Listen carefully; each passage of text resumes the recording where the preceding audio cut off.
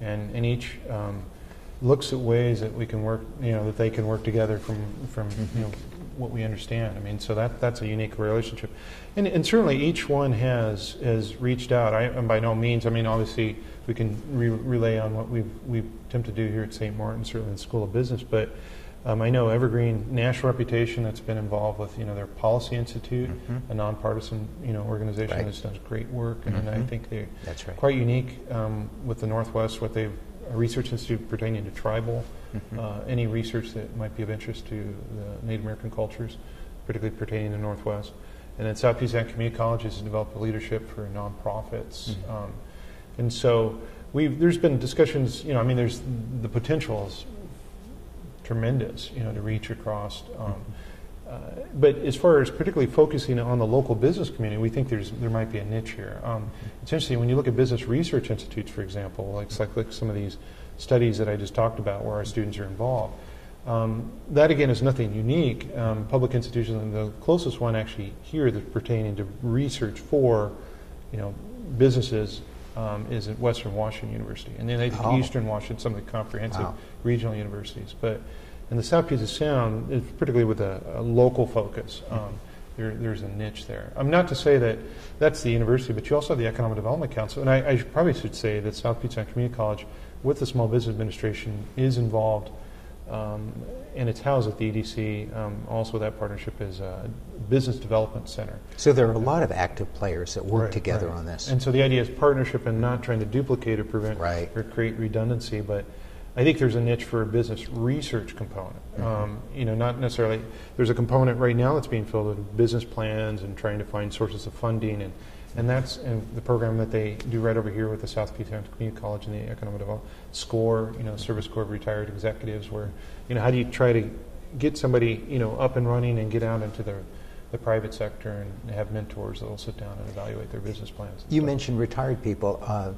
Thurston County has a sizable senior citizen population, and all the demographic projections show that that's going to grow significantly over the next 20 years. How has the senior citizen population interacted with the university? Well, we're blessed, again, with Panorama City. It's just, national reputation and what their whole model on aging, and how you transition.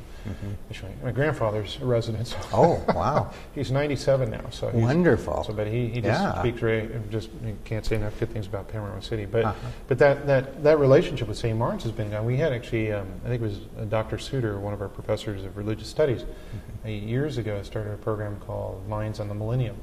And so where our faculty would reach out and sort of engage Panorama City just as a case study. Right. At the same time, there's just a wealth of human knowledge and expertise, and a lot of their residents have been involved in coming in and talking to our students, serve as mentors. And just this last semester, we had a freshman seminar that basically a group that their students were paired up with residents of Panorama, and that was a phenomenal experience. I think the students learned, and again, the elderly community loves to be able to, I'm sure, be able to pass on the wisdom. So there's so much talent in the senior population, and that's... Well, just not the senior pop, but that's a good segue. I mean, just that's what we're blessed with Thurston County. There's no reason why we can't have we can't be the next Silicon Valley green technology. You name whatever the cluster might be, because, as you're probably well aware, and, those listening are probably aware that we have, we're above the state and the nation in terms of those with college degrees or graduate level, undergraduate and graduate. So our human capital is phenomenal, and that's because the state government has drawn the best and the brightest within the state and the nation. And a sizable percentage of the population that are actually paid to think. Yes. And that's a good thing. But that's actually, ironically, with the economic component, the thinking part is, we've also become a service-based economy. Right. And that's, again, our chief forecaster for the state just left, Dr. Arun Raha. Right. But, talk about a tough job, trying to forecast we have a sales-based tax, nothing new, in terms of for the audience, but that process makes it very difficult to forecast when you're based on consumption. And what we're seeing is that trend that, more folks are not only involved in service, but their expenditures are involved with services. And so that takes a further hit on, taxable retail sales. Right. And a lot of, again, because of globalization and the internet, a lot of stuff's online. So it's, but yeah, no, we're blessed with the human capital that we have in this area. So there's you no men- excuse. Yeah. We don't, we can take King County on. Right. And you mentioned globalization, and St. Martin's, I think, has a very long history here. Yes, It goes way back. And it also has, interestingly, a long history with China. There's this China connection. We had a monk, actually, Father Placidus, who back in 1925, when the call went out to establish a university in China, first American university in China. Wow. They called on the American Benedictines to be involved with that, to spearhead the effort. And they went nationwide, and of the first group of faculty went over, one was from right here from St. Martin's, Father Placidus. So that was in 1925. So you could say, we've been in China for quite a while. But our recent involvement, I think it was about the mid-90s, we were involved with ESL, English as a second language, and some faculty exchange. But the business school started around 2001, and so we've been. And that relationship started off strictly as a model where we would teach on site with a 2+2 kind of program where we teach on site, and then they would matriculate to the United States in St. Martin's and finish off their last 2 years here. Our partnership has been with Shanghai Maritime University. The joke is SMU to SMU, St. Martin's University, Shanghai is our remote campus. And we've said, we have 900 students on site over there. But that relationship has evolved over time. We were one of the first to really look at how you could explore that relationship and provide a quality, program that's attractive and that all parties are excited about and is a win-win all the way around. But that relationship has further evolved in terms of, okay, now we've got these, as they say, guanji or connections in China. How can we leverage that to the business community to help further explore opportunities? So that China conference we talked about with Governor Gary Locke, and we had the ambassador for China that showed up as well, was in 2004. And since that, we've had the Economic Development Council in St. Martin. There's been, in the last few years, the EDC's led the charge. We've had 4 outbound trips to China with local business leaders and community leaders have been involved with that. Mayor Doug Ma was on the last trip. How did that go? It went well. Phenomenal. I mean, he was the first, obviously the connection, similar story to Governor Gary Locke, was great to see. The Chinese were very fascinated with that story and how he was the first one to come back since his family had left China, I guess, in the 1920s. But the joke was it went over really well with the Chinese. Mayor Ma said at the time, former Mayor Ma said that Gary Locke had voted for him as a resident of Olympia. And Gary Locke's like a rock star in China. He's as the current ambassador. Yes, and in fact, it's interesting. So they gave us a lot of clout as a delegation. The Communist Party in China is a little concerned that he might be too popular right now. No, we're blessed in the state. There's no reason we shouldn't be doing more international, because with these trade-led delegations, there's no better. A lot of times you assume, well, the national level of the state's going to lob opportunities, but it's really local EDCs and universities can know the area and probably can find good matches. And again, with Washington State, with Starbucks and Boeing and Weyerhaeuser and Microsoft, everyone's seen the movie Sleepless in Seattle. We have a lot of brand recognition with China. And so there's a lot of opportunities for exports and inbound tourism and foreign direct investment. So we're in a unique position, and there's a lot of opportunities. And again, the answer to your question, and that was just an example how University of St. Martin was able to leverage some of those connections. We could have continued on the same trajectory of just teaching and doing our thing, and then everyone in sort of individual silos. But it's through those partnerships and reaching out that it's really moved to a whole new level. Not only have we had 4 outbound trips, we've had these conferences, but we've also inbound delegations. We've had two formal groups that have come through from China, particularly to look at Thurston County. So, and this is just China. There's many other opportunities. There are a lot of stakeholders here in the county, and for example, you're the president of the Rotary Club of Olympia. What is their focus now? Well, as you know, probably the Rotary is a non-political, non-religious based, but it's really designed to have a 4-way test and to make a difference. Not only locally but internationally. I think Rotary is probably known internationally for its help with eradicating polio. And our club, we're fortunate. We're the oldest in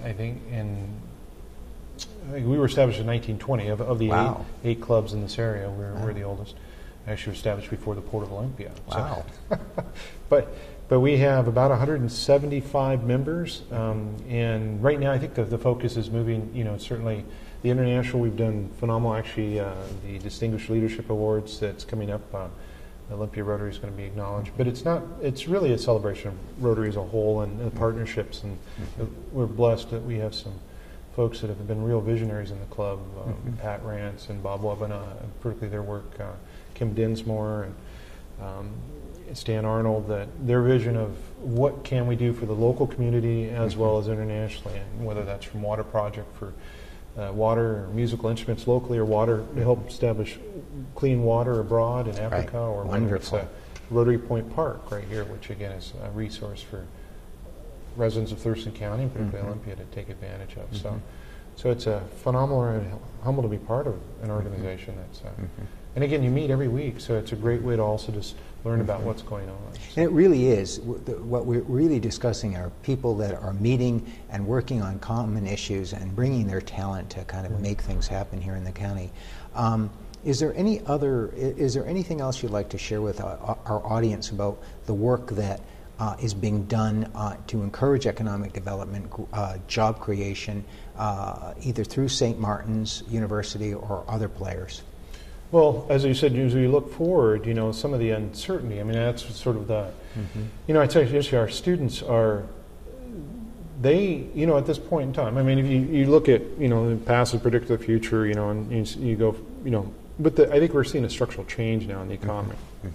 Excuse me, and we're seeing students have great ideas, and how do we leverage those ideas and also plug them into the system so they stay local. And so I think that's one of the exciting things as we go forward is how can we create an entrepreneurship or innovation center and explore some of those opportunities. Actually, ironically, I've been just granted a sabbatic to explore those issues. And so I think, and again, it's an idea of a partnership, maybe a business research center or an innovation entrepreneurship center that tries to work with all the other resources we have here locally so that we can, and our human capital that we have, to basically help solve problems and, keep us on the front of the innovation curve. I mean, America is always, it's one of our niches but there's no reason we can't lead the charge right here in Thurston. That's right.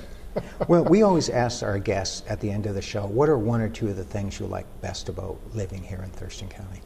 Oh, you couldn't ask for a better place in the world to live. I mean, it's one of those things that, the quality of life here, the environment. I mean, you have all the amenities, you have the mountains, the ocean, and then again, just the educational system here, the K through 12 and the high. I mean, it's and everybody here is from someplace else. It's a very diverse cosmopolitan area. I think state government does that as well. So there's a lot of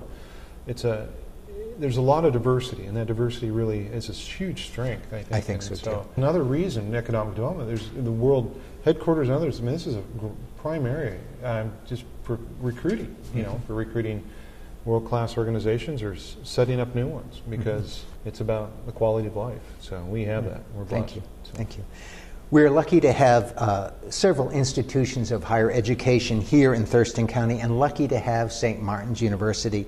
These institutions can and are drivers for economic development in the county. They're also offering training for future entrepreneurs to grow businesses and opportunities here. We hope you have enjoyed our show today around Thurston County. There's so much that's going on here in the county and so much about this county that makes it interesting.